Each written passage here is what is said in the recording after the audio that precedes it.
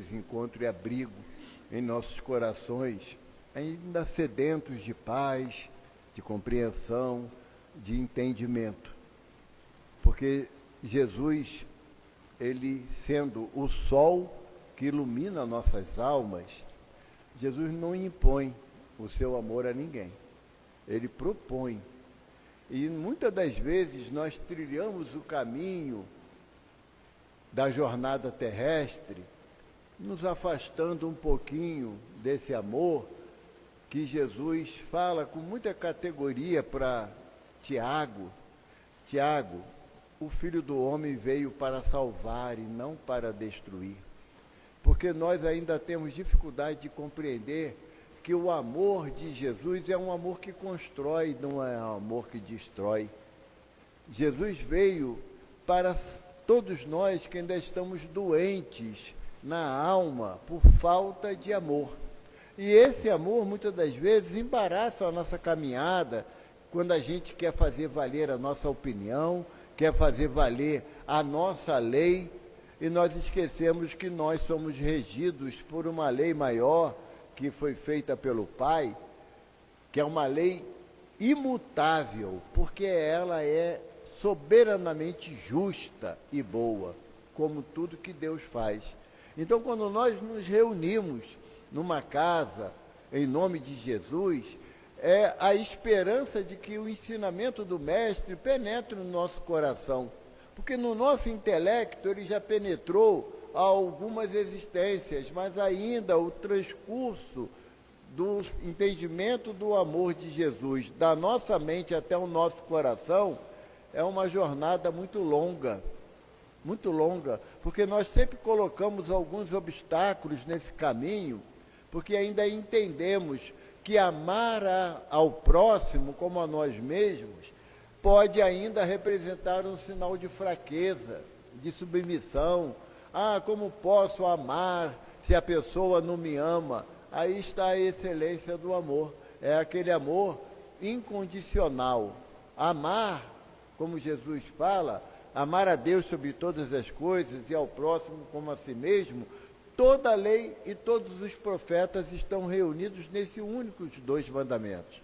E muitas das vezes nós nos apegamos em pensamentos, em sentimentos, querendo desviar, fazer ajuste, segundo a nossa vontade. Mas só que a lei, como falei, se é uma lei de Deus, ela é imutável, ela não precisa de ajuste. A lei de Deus é soberana, é justa, é boa para todos nós.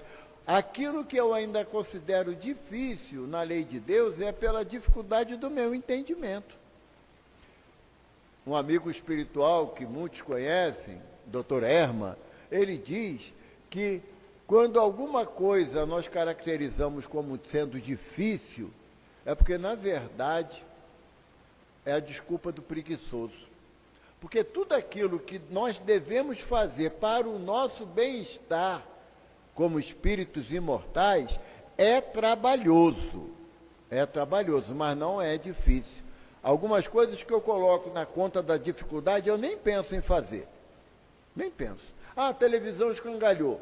Evaldo conserta. Não vou falar que é difícil, eu vou falar que é impossível para mim, que eu não tenho conhecimento técnico para isso.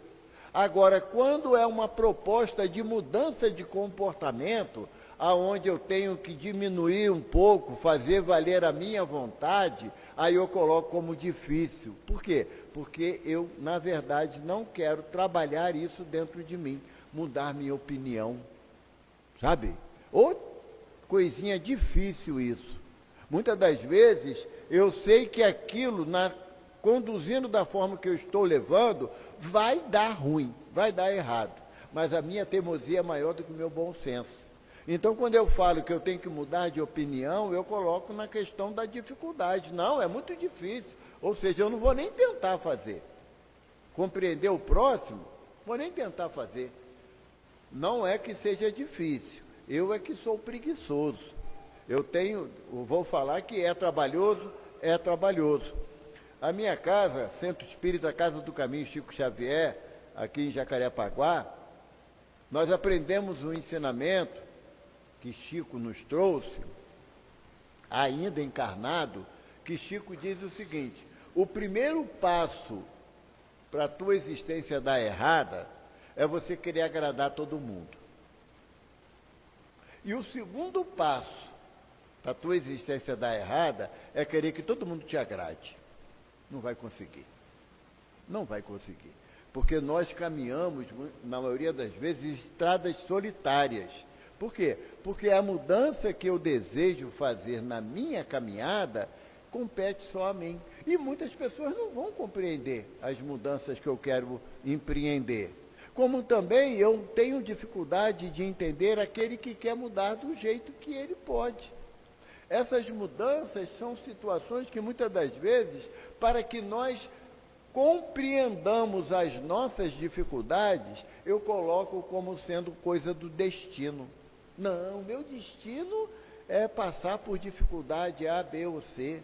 O meu destino é ter um marido complicado, uma esposa exigente. Eu coloco a conta de destino que não tem nada a ver com destino. É por isso que o tema de hoje é sobre fatalidade, que numa palavra por associação a gente coloca a conta de destino, né? Coloca a conta de destino. E aí, na terceira parte do Livro dos Espíritos, que trata das leis morais ou naturais, o senhor Allan Kardec vem estabelecer a lei de liberdade. E nesse contexto, ele coloca para a gente alguns aspectos, que eu, claro, não vou abordar todos, que a gente só tem 45, 50 minutos para falar. Se fosse 2 dias, né, se vocês quiserem ficar, eu fico falando aqui 2 dias, não tem problema não, só dá um pouquinho de água, o resto a gente enrola. Mas nesse Kardec vem falar para a gente, no capítulo 10 da Lei de Liberdade, ele fala da liberdade natural, da escravidão, da liberdade de pensar, liberdade de consciência, livre-arbítrio, e hoje falaremos sobre fatalidade. Na questão da liberdade, nós confundimos liberdade de fazer o que bem quer. Quando nossos filhos são crianças, eles anseiam de chegar, completar 18 anos para fazer o que querem. Aí chega aos 18 anos, eles veem que eles podem fazer menos do que eles faziam quando era criança. Aí depois alguns, assim, mais desesperados, falam assim: quando eu casar, vou fazer tudo o que eu quiser. Aí aprende que menos ainda ele consegue fazer do que quando ele era adolescente. Então a liberdade, ela muda de entonação ou de entendimento à medida que a idade vem chegando. Hoje eu me considero uma pessoa completamente destituída de liberdade. Tem uma mulher que manda em mim 4 filhos e 7 netos. Então tem bastante gente para mandar em mim, então eu sei que eu não tenho liberdade. E quando eles esquecem de mandar em mim, tem os mentores espirituais, que aí a conta não fecha nunca, né? Então, mas o que eles dizem para a gente? Que liberdade, doutor Erma fala sobre o que, Patrícia? Essa é para você exclusivamente. Doutor Erma fala que liberdade é fazer o que é o certo. Quando você faz o que é o certo, você tem esse sentimento de liberdade, de autonomia. Eu sei que o certo é eu mudar a minha conduta. Quando eu consigo estabelecer o início dessa mudança, aí eu boto aquele risinho de canto de boca e falo assim: eu sou o cara. Na maioria das vezes o cara é de pau, mas eu sou o cara. Por quê? Porque essa questão da liberdade de você fazer o que é o certo, ela lhe dá algo que a gente tem muita dificuldade de entender, que é a paz de consciência. Sabe? Quando você faz aquilo que você sabe que é o certo. Então, essa questão da liberdade, ela está intimamente ligada ao ponto de hoje, que é a fatalidade. Porque nós colocamos como fatalidade algo que não podemos fugir jamais daquilo, não é? E tem fatalidade mesmo. Os Espíritos falam lá na 851 que existe a fatalidade no aspecto de quando você nasce, você terá que morrer, não tem opção. Já viu alguém virar semente?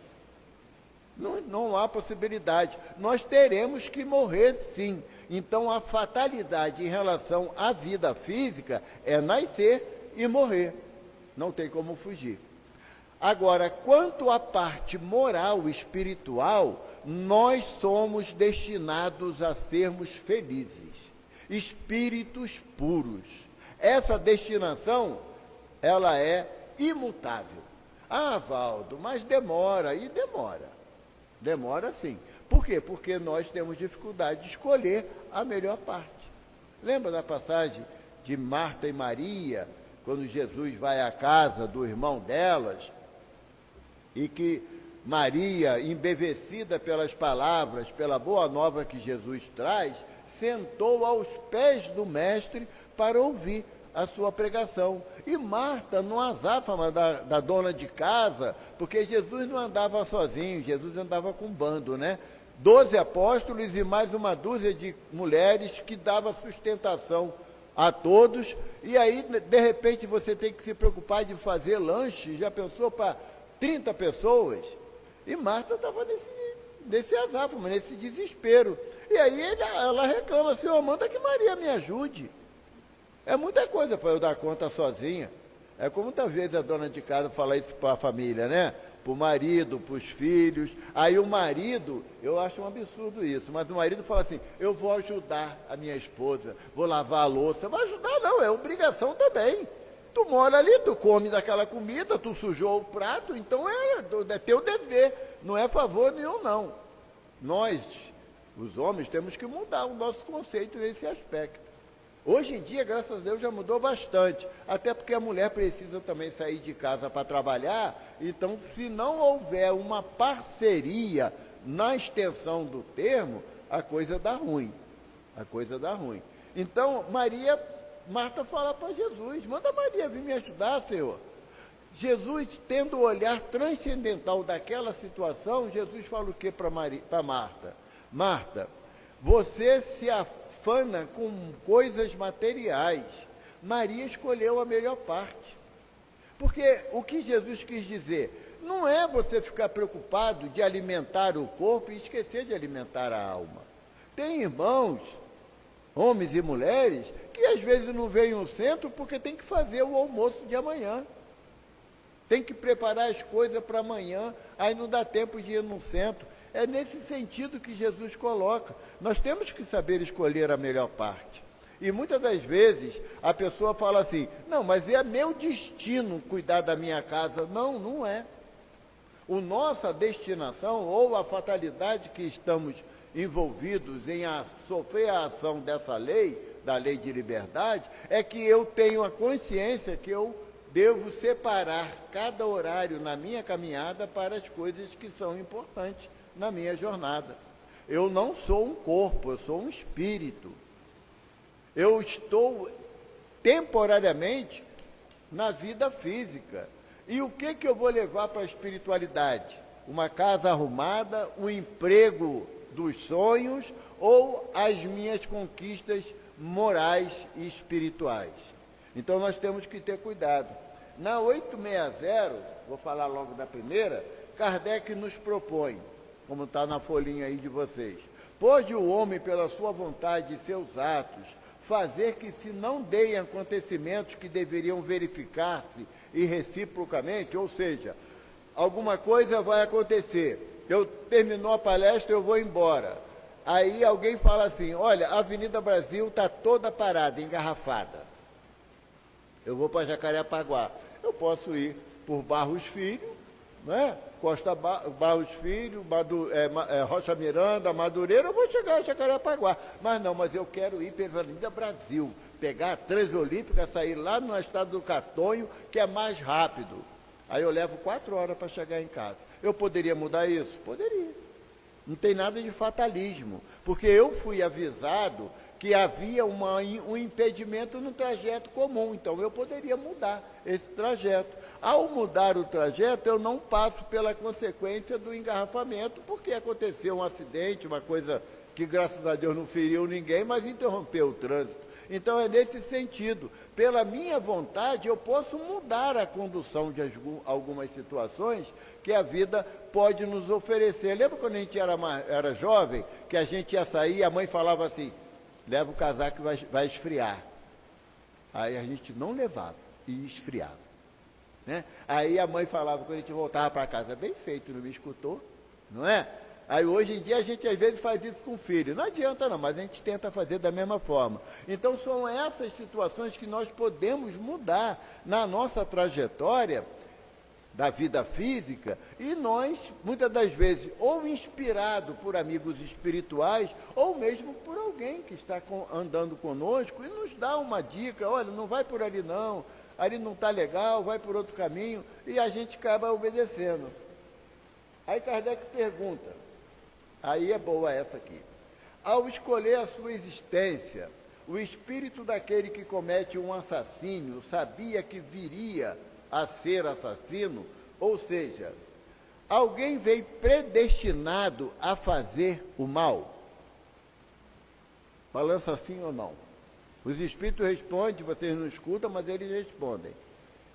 Alguém vem predestinado, ou seja, lembra aquele ditado, filho de peixinho, peixinho é. Se a pessoa tem a vida torta, os filhos dele também vão ter vida torta? Não necessariamente, não é? Não necessariamente. E também, se alguém viesse predestinado a cometer um crime, ele não teria responsabilidade. Ele ia botar a conta do destino. Eu opto de reencarnar numa situação de muita dificuldade. E uma das portas para eu sair dessa dificuldade é praticando um crime. Assalto, roubo, venda de entorpecente. Eu faço isso porque é meu destino ou é escolha minha? É escolha minha. Então, nós não podemos colocar a título de destino as opções de erro que eu cometo, que eu pratico.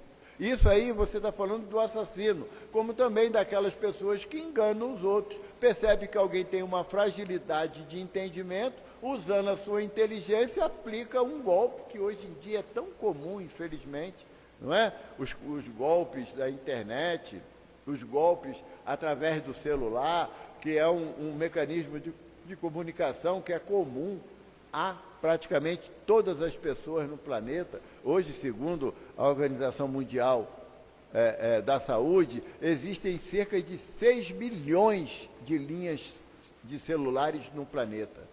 Somos 8 bilhões, existem 6 bilhões de linhas de telefone celular no planeta.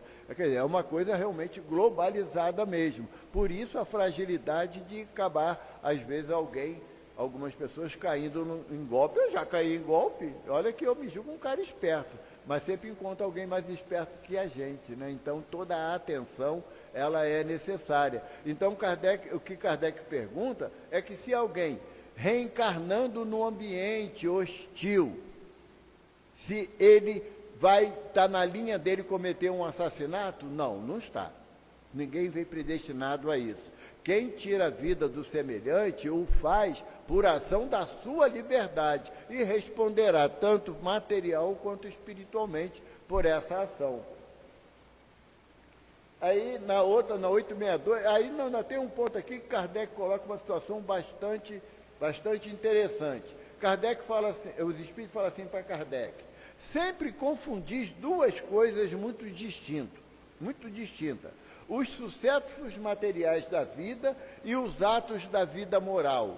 Ou seja, as decisões que eu tomo na minha caminhada na presente existência, onde eu escolho uma profissão, quando é possível, um emprego que me dê uma renda melhor, eu tenho o direito de escolher isso e muitas das vezes existe uma programação nesse sentido. Quantas vezes a gente escuta uma criança falar que o sonho dela é ser médica, é ser astronauta, né? O meu neto, ele já foi médico, astronauta, e agora ele quer ser lixeiro, quer ser da gari, que ele acha bacana andar atrás do caminhão, segurando lá o caminhão. Pode acontecer? Pode. Está na trajetória reencarnatória dele determinadas tarefas que nós vamos cumprir. Mas o que os espíritos dizem a Kardec? Muitas das vezes nós viemos com o dom de ser um ótimo funcionário do comércio varejista, trabalhar num comércio qualquer, mas eu cismo de ser cantor. Vou falar para vocês um segredo. Eu canto muito mal. Se eu fosse querer ser cantor, eu ia morrer de fome. Aí, era meu destino eu ficar desempregado, porque eu não consigo ser cantor? Não, não era. Eu é que optei por uma atividade que eu não tenho habilidade para ela. É isso que Kardec está falando. Agora, em relação ao aspecto moral da vida, não existe fatalidade. Não existe fatalidade.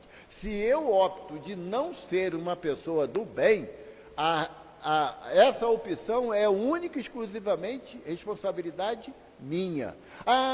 Eu sou muito egoísta, mas é bom ser egoísta. Não, impossível. A bondade, ela distancia-nos dos erros morais. Eu sou muito autêntico. Não, você é prepotente, é diferente. A pessoa que acha que pode falar tudo que pensa na cara dos outros, e aí a gente ainda fala, eu falo a verdade, doa quem doer. Quem fala assim não gosta de ouvir a verdade, já percebeu? Não gosta, é uma coisa incrível, né? Eu sou perfeccionista. Aí normalmente eu falo assim, caso você não percebeu, você reencarnou num plano de prova e expiação, aonde não existe perfeição nem relativa. Todos nós somos espíritos altamente comprometidos com a nossa reeducação material, moral e espiritual. Então não existe fatalidade em relação ao aspecto moral. Ou seja, eu reencarnei nessa existência para ser orgulhoso. Não. Não, é um defeito moral que a proposta do Evangelho é me tornar humilde, que é o oposto do orgulhoso, do prepotente, tá bom? Então, em relação ao aspecto moral, não existe nenhuma possibilidade de fatalidade. A fatalidade, repito, existe em dois momentos, no aspecto físico, o nascer e morrer. Mesmo assim, a nossa encrenca não é morrer, viu, Joel? Porque morrer nós vamos, não tem para onde fugir. A nossa encrenca vai ser desencarnar, deixar as coisas físicas, a posse temporária daquilo que nós sabemos que não vamos levar no caixão. Não há meio de levar para a espiritualidade, nós levaremos o que somos, não o que temos. O que temos ficará aqui, tá bom? O que temos ficará aqui. Agora, o que nós somos, isso vai nos acompanhar pela imortalidade afora. Até que hora que a gente vai? Passou, já volta meia hora. Poxa.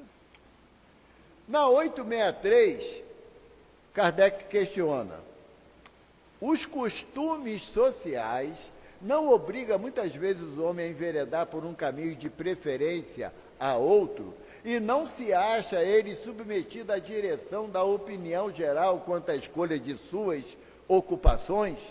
O que se chama respeito humano não constitui óbice ao exercício do livre-arbítrio? Kardec tem cada pergunta sensacional, sabe? Quando você começa a estudar o Livro dos Espíritos, você se apaixona pela inteligência do codificador. O que ele está falando? Hoje tem reunião pública no NEFA. Estudo o Livro dos Espíritos. Mas é aniversário do meu vizinho, gente. Que isso? Poxa, como é que eu não vou no aniversário do meu vizinho? O aniversário do teu vizinho vai durar 50 minutos, que é o tempo da palestra, né? Você não pode chegar depois da palestra, dar um abraço, ser fraterno com o vizinho, que está proibido. Os costumes sociais não serão justificativa para tuas falhas morais. Por exemplo, tem país que é permitido a poligamia, não é? Mas todo mundo lá é obrigado. E é engraçado que eu não entendo isso. A poligamia só se aplica do homem ter várias mulheres. Não se aplica a mulher ter vários maridos. Está errado isso, não deveria ser direitos iguais, não é? Mas não é. Mas não quer dizer que lá todo homem tem que ter mais de uma mulher. Não, é opcional, ele pode ou não, tá?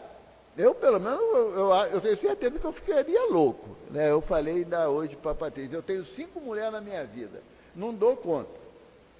4 filhos e uma esposa. É coisa que junta tudo, dá uma doideira danada, porque tu não consegue agradar todo mundo, as 5, né? Agora imagina se fossem esposa mesmo, Deus me livre. Mas não é uma situação que é obrigatória nesses grupos sociais, é permitido. É permitido. Então, o que Kardec está perguntando? Se os costumes sociais não seria uma justificativa para que não houvesse o direito do livre arbítrio, da decisão individual, aí os espíritos respondem: os costumes sociais são criações do homem, não de Deus. É por isso que não existe um costume social em todo o planeta. Cada uma difere da outra. Aqui no Brasil, o casamento ele só é regulamentado por um documento, pela certidão de casamento, de 1950 para cá. Até 1950 não tinha necessidade da certidão de casamento. Bastava a certidão do casamento na igreja. Mas aí decidiram que não era o suficiente, juridicamente falado, instituíram os casamentos no cartório com a certidão de casamento. Mas hoje em dia não tem as uniões estáveis, que não é obrigatório o casamento, você faz um documento público dizendo que você vive com aquela mulher, aquele homem, aquele companheiro, aquela companheira, porque hoje a conformação da família tem uma nova conotação e é uma situação que é globalizada, não é ideia de uma parcela. Então, os costumes sociais não podem ser colocados como fatalismo, porque não são, porque é criação do homem. Aí vem uma aqui do pessoal que adora jogar no bicho, na loteria, né? Patrícia jogava muito no bicho. Depois ela viu que era furada, parou, não foi, Patrícia? Parou, graças a Deus. Assim como há pessoas a quem a sorte em tudo é contrária, outros parecem favorecidos por ela, pois que tudo lhes sai bem. A que atribuir isso? De ordinário, é que essas pessoas sabem conduzir-se melhor nas suas empresas. Lá no capítulo 16 do Evangelho, que trata não se pode servir a Deus e a Mamon, tem um trecho de uma mensagem sobre a utilidade providencial da riqueza, que os Espíritos dizem a Kardec que nós não somos inteligentes para conquistar e nem sábios para manter as riquezas materiais. Quantas pessoas a gente conhece que tinham um padrão financeiro bastante avantajado e, de repente, perderam tudo. Ficaram, literalmente, na miséria. Muitas das vezes, por quê? Por querer ostentar uma situação que não era sustentável. Você pega 5 crianças, jovens, de 10, 12 anos, você dá R$50 para cada um. No fim do dia, quantos vão ainda ter R$50? Bem poucos, não é? Porque eles entendem que aquele dinheiro eles vão satisfazer as suas necessidades e não pensam na necessidade que terão amanhã. Nós também fazemos muito isso. É aí que os Espíritos dizem a Kardec, o fato de alguns serem mais prudentes na utilização dos recursos financeiros não quer dizer que eles tenham uma melhor assistência da espiritualidade do que o outro, apenas é uma ação do desenvolvimento intelectual de cada um. Cada um tem a forma de entendimento de como vai gerir os seus recursos. E eu estou falando de gerir os recursos, é de quem ganha salário mínimo e de quem ganha 100 salários mínimos. Todos nós temos essa necessidade, não podemos colocar na conta de fatalismo, não. Ah, não, eu não nasci para ser rico, eu nasci para ser pobre. Não, aí você está dizendo o quê? Que Deus privilegia outros. Não, o que nós não podemos, quando estamos na espiritualidade, antes da presente existência, alguns de nós, eu falo alguns de nós, por quê? Alguns de nós têm a possibilidade de programar a nova encarnação, a nova existência, planejar a nova existência. Não aconteceu comigo, porque espírito com muita dificuldade, ele tem a reencarnação compulsória, só vai. Eu vim para cá sem saber de nada que estava planejado, mas alguns de vocês têm a possibilidade de fazer esse planejamento, mas não planejam em particular, tipo assim, na minha próxima existência, no dia 15 de maio de 2026, eu vou acordar de manhã e não vai ter pão lá em casa, e nem dinheiro para comprar. Não é assim, não é com essa particularidade. O planejamento é feito de que forma? Eu terei dificuldade de recursos para gerir a minha vida, mas eu também tenho a inteligência para poder contornar essas dificuldades, para amenizar aquilo que eu tenho que passar como experiência de saber conviver com o mínimo. Não existe particularidade na escolha das provas. As provas que nós, quando optamos de passar, é pelo gênero de prova. Quando reencarnar, eu vou ter dificuldade na comunhão familiar. O que significa isso? Eu vou ter uma dificuldade, posso ter uma dificuldade de relacionamento com meu pai, com a minha mãe, com meus irmãos. Eu vou casar extremamente apaixonado por alguém, depois eu descubro que não é tanta paixão assim. Então aí o espírita usa um termo que não existe na doutrina. Não existe. É meu karma. Muitos não falamos assim?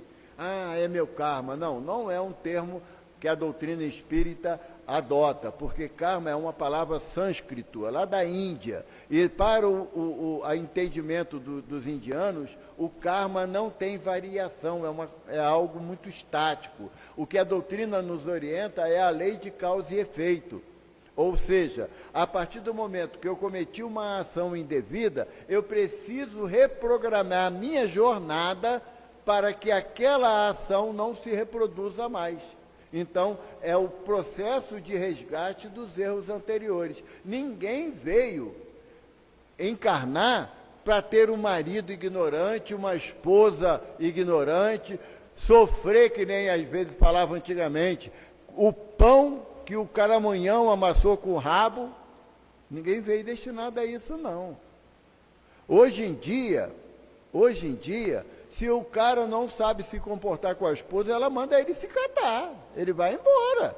E ela vai tocar a vida dela com mais facilidade, com mais respeito próprio. Mesma coisa, um homem casou com uma mulher que também é de difícil entendimento. Então separa, cada um vai para um canto. Não existe. Lembra que antigamente, minha mãe falava muito isso. Ruim com ele, pior. Hoje em dia é assim. Ruim com ele é que ele vai embora, na paz de Deus. Eu quero ser feliz. Então, não existe essa determinante na minha vida que eu estou com uma companheira, um companheiro que me faça sofrer porque eu mereço. Não, a doutrina não valida isso. Não valida isso. E não pense que você vai desencarnar e vai para nosso lar porque tua esposa é difícil, teu marido é difícil, não. Porque aí é barganha. Se você entende que o parceiro ou a parceira tem uma grande dificuldade de convivência e você deseja auxiliá-lo pela lei de amor, é uma decisão individual. Ninguém pode te questionar a respeito disso, não. Mas você chorar de manhã, de tarde e de noite porque o companheiro ou a companheira te maltrata, é opcional. É opcional. A doutrina não valida isso, não. Tá bom? Aqui na 865, Kardec questiona: como se explica que a boa sorte favoreça algumas pessoas em circunstâncias com as quais nada tem que ver a vontade nem a inteligência? No jogo, por exemplo, alguns espíritos hão escolhido previamente certas espécies de prazer. A fortuna que os favorece é uma tentação. Eu estava falando hoje mais cedo. Eu não jogo, nunca tive o hábito de jogar, desde jovem, nunca tive o hábito de jogar. Mas digamos que eu jogue e ganhe a Mega Sena. Vocês acreditam que eu estaria hoje aqui, fazendo palestra, ganhando a Mega Sena? 200 milhões de reais, acha que eu estaria? Eu tenho certeza que não. Eu ia ter tanta programação para cumprir, né? Viajar para tantos lugares que seria possível, porque eu não ia precisar de pensar no dia de amanhã, o dinheiro estava na conta bancária.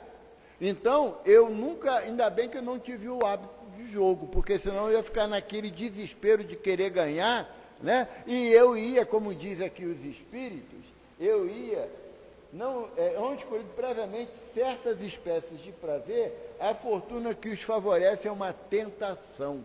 Não é que o dinheiro seja ruim, pelo amor de Deus, não é isso. A doutrina espírita não demoniza o dinheiro. O que a doutrina espírita me orienta é saber utilizar os recursos financeiros que eu tenho, para que eu não me transforme num egoísmo mais acentuado. Isso aí a doutrina me esclarece. Eu até costumava brincar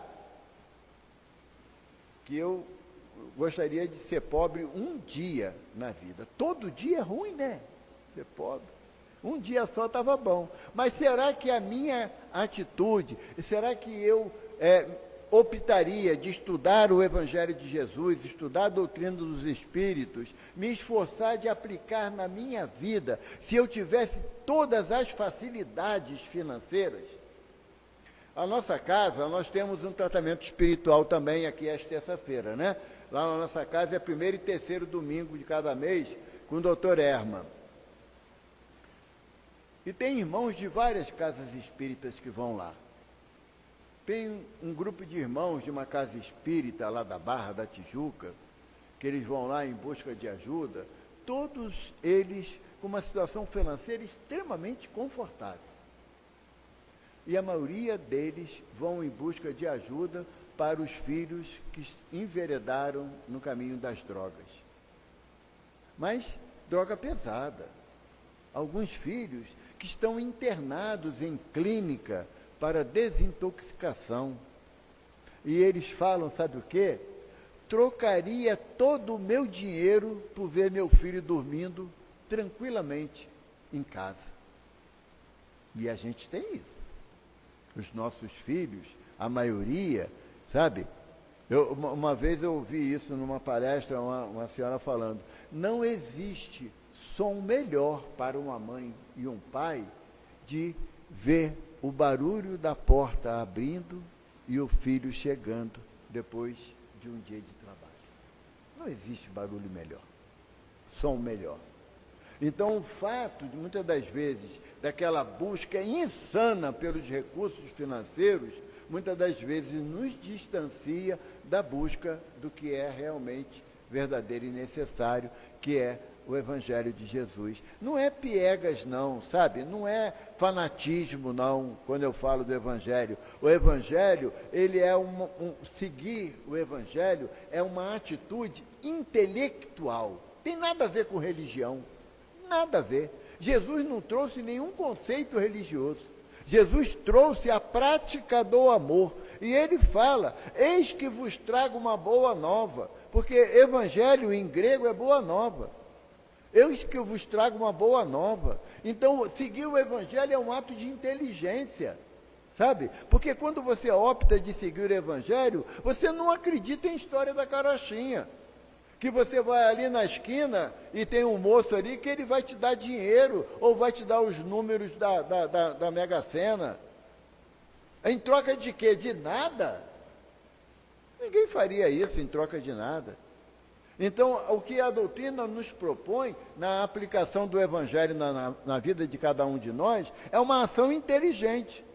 Jesus fala assim, não ponha demanda com o teu irmão por nada. Se ele te obriga a caminhar 1000 passos, caminha 2000 por conta dele.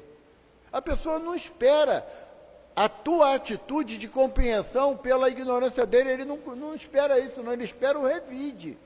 Se ele te agrediu, ele espera uma agressão de volta. Quando você não agride de volta, ele se desconcerta. Já viu? Eu vi no dia na internet, um cachorro enorme, sei lá, uma raça braba aí, enorme, e um pequenininho, os dois, um latindo para o outro, numa porta de vidro. Aí o cara chegou, abriu a porta de vidro, aí um olhou para a cara do outro, não tinha mais a porta de vidro, saíram de fininho, sabe? Sem graça pra caramba. É assim quando você não revida o mal que você sofre. Ou você desconcerta o outro. A proposta do Evangelho é essa. Não é você vencer o outro por ser mais forte. É você vencer o outro pela proposta do amor que o Evangelho de Jesus nos propõe. Aí, por mais que você queira buscar como exemplo de destino, não, fulano tem o destino dele é sofrer na mão de Beltrano. Não, não tem isso, gente. Não existe isso. Jesus fala taxativamente para a gente. Ele diz, ele não quer sacrifício, ele quer misericórdia. Então, se algo está me trazendo sofrimento, eu tenho todo o direito de mudar a minha conduta. Se eu sei que eu tenho uma pessoa ao meu lado que me faz sofrer, eu peço perdão a ele e vou embora, vou seguir meu rumo, não vou ficar não, porque não é meu destino sofrer. O sofrimento não é uma lei divina. A lei, para um plano de prova e expiação, a dor é um elemento nivelador. O sofrimento é opcional. Quantas vezes nós vemos famílias inteiras se degladiando porque um não quer ceder. Aí depois fala, não, é meu destino, é meu karma, não sabe nem o que fala, porque não lê, não estuda. 866. Então, a fatalidade que parece presidir aos destinos materiais de nossa vida também é resultante de nosso livre-arbítrio. Tu mesmo escolheste a tua prova. Quanto mais rude ela for e melhor a suportares, tanto mais te elevarás. Tu mesmo escolheste a tua prova. Eu sou de uma geração que não se valorizava muito o estudo.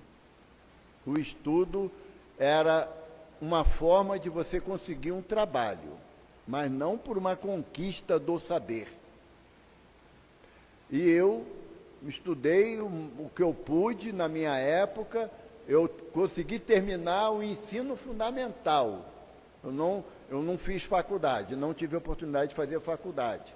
Mas se eu tivesse me esforçado para estudar mais, eu não teria uma possibilidade de um emprego melhor? Aí eu vou dizer que eu não estudei mais porque era meu destino, eu tinha que passar pela dificuldade porque eu não tinha como estudar? Não. Porque o meu irmão, que era, claro, da mesma família, ele, com os esforços dele, fez 2 faculdades. Ele não teve uma facilidade maior de emprego, de conquista de emprego, então eu não posso dizer que a dificuldade que eu enfrento era porque eu vim destinado a não ter um bom emprego, porque eu não iria conseguir estudar. Eu não tenho deficiência nenhuma cognitiva, deficiência nenhuma de nenhuma percepção, eu sei ler e escrever, eu sei analisar um texto, então eu poderia, se eu tivesse me esforçado mais, conquistado mais. Hoje em dia, graças a Deus, a maioria das famílias tem essa percepção da importância do estudo. Mas não tem criança que não quer estudar? Por mais que você ofereça condições, o danado não quer. 1 mais 1 para ele vira um tormento? Não tem. Aí ele vai dizer que era o destino dele? Não. É a preguiça dele. É diferente. É a preguiça dele. Porque se ele não tem nenhuma dificuldade neurológica que justifique o distanciamento dele da aprendizagem, não tem isso, então vai ter que estudar, querendo ou não. Querendo ou não. Uma vez eu ouvi isso. Quando eu fizer 18 anos, eu não estudo mais. Também não mora mais comigo. Vai ter que arrumar um canto para você. Porque eu não vou sustentar, não. E muitas das vezes... Hoje em dia... Tem adolescente de 40 anos, que não quer sair da casa de papai e mamãe. Tem roupa lavada, comida na panela, o Wi-Fi liberado, sabe? Canal do YouTube lá bombando, vai querer sair de casa para ter responsabilidade, por quê? E aí ainda tem alguns pais, algumas mães, que falam assim, não, coitadinho, depois ele vai. Aí ele, quando você desencarnar, ele vai falar o quê? Que o meu destino é não ter nada, porque meu pai e minha mãe não deixou nada para mim. Não é isso. É a possibilidade que nós temos de, aprendendo com as nossas possibilidades, nós exercemos o livre-arbítrio na aplicação daquilo que a vida pode nos oferecer de oportunidade. Porque, na minha época de criança, estudar em colégio particular era para quem tinha dificuldade de aprender, porque o bom era o colégio público. Hoje em dia, muitos pais colocam no colégio particular para não esquentar a cabeça, porque não cobra da criança. Tudo bom, Renato? Já aprendeu a tocar violão? Está se esforçando, né? Ah, tá bom. 867, essa é para você, Renato. Exclusiva, está teu nome aqui. De onde vem a expressão nascer sob uma boa estrela? Antiga superstição que prendia as estrelas os destinos dos homens. Alegoria que algumas pessoas fazem a tolice de tomar ao pé da letra. Eu sei que eu vou arrumar encrenca, mas eu vou falar, Regina, porque se a minha esposa estiver vendo a palestra e minha filha Isabela, vai dar ruim. Porque quando elas vêm falar de horóscopo comigo, eu começo a tremer, sabe? Porque não tem base doutrinária acreditar em horóscopo, gente, pelo amor de Deus. Os espíritos falam a Kardec, é crendice, que achava que os destinos do homem estavam estabelecidos por uma estrela. Aí alguns falam assim, eu faço aniversário dia 11 de fevereiro. Aí a minha filha Isabela já fala assim, você é o típico aquariano. Eu falei, tá bom, na outra existência eu vou nascer no dia 11 de fevereiro de novo, né? Porque, para manter a regra, não é? Porque na outra existência eu vou nascer em outro dia, em outro mês, em outra hora, em outro ano. Então, essa questão do horóscopo, eu respeito quem goste, tá? Mas não tem validade doutrinária, os espíritos são taxativos. Eu vou repetir aqui a resposta dele, para depois não dizer que o Evaldo inventou. Antiga superstição que prendia as estrelas os destinos dos homens. A alegoria que algumas pessoas fazem a tolice de tomar ao pé da letra. Tem gente que chega a procurar namorado, namorada, pela configuração do horóscopo. Sabe? Se fosse verdade, embora tenha mais estrela no céu do que gente aqui na Terra, mas ia ficar ruim de coordenar isso tudo. Porque o que determina o meu destino, ou as fatalidades pela qual eu terei que passar, são as minhas escolhas das provas que eu preciso enfrentar no plano material e as minhas escolhas nas decisões que eu preciso tomar. Porque a doutrina dos espíritos, ela fica mandando bilhetinho para mim, gente, aqui, ó. É perseguição isso. Por isso que eu não posso falar além do tempo, né? Que elas não deixam as duas. Mas as minhas escolhas, na minha trajetória, nessa existência, elas estão atreladas à minha vontade. Aquilo que eu decido para mim. Lembra que eu falei no início, que o Dr. Herman fala que a liberdade é fazer o que você deve. Sabe? Quando você está num grupo de amigos, de amigas, e que alguma amiga, a gente passou por isso na mocidade, né, na juventude. Ah, vamos encher a cara para poder ficar feliz. Eu sempre entendi que eu não precisava de encher a cara para ser feliz. Eu entendia que, para mim, eu ser feliz era eu não levar uma surra da dona Dalva, que era minha mãe, porque se eu chegasse em casa bêbado, eu ia apanhar muito. Então, eram condições que eu estava sendo orientado a tomar para não sofrer consequências. Eu tive amigos que desencarnaram, amigos da minha infância, que desencarnaram com 20 anos por cirrose. Porque eles queriam ser os caras espertos, que todo fim de semana bebiam até cair. E alguns até ajudei a ir para casa, porque eles não tinham condições de caminhar. Então, a questão da fatalidade ou do destino, como a gente muitas vezes coloca, são escolhas nossas. Porque Deus não criou nenhum espírito para fazer o mal, para si ou para o outro. Deus não criou. O mal é criação do homem. Quando eu me distancio da lei de Deus, eu sou infeliz, e na minha infelicidade eu pratico o mal, é o que os espíritos dizem a Kardec. Então, as dificuldades que nós enfrentamos na vida física, nós encontramos o apoio, o amparo no Evangelho de Jesus. Sinto de falar para vocês, mas não tem outro caminho, não. Quando Jesus terminou o Sermão do Monte, promoveu a multiplicação dos pães e dos peixes, o mestre entra em prece para agradecer a Deus aquele momento, e quando ele abre os olhos, a multidão toda se dispersou.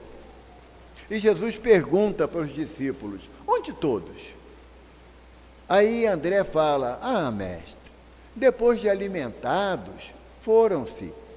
E Jesus pergunta: e vocês também não vão? Aí Pedro olha nos olhos do mestre e fala: e aonde, Senhor, se só tu tens palavra de vida eterna?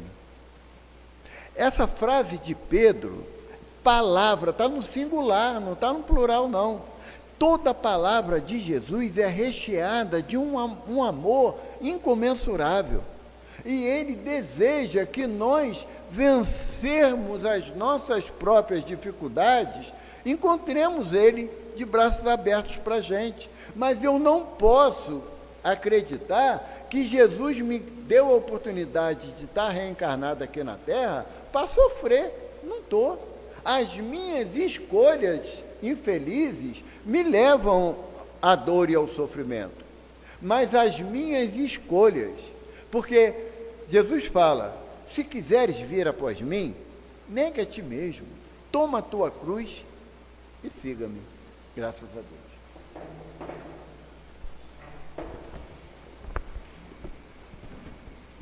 Agradecemos ao nosso irmão Evaldo pela sua presença aqui na Casa de Francisco de Assis hoje.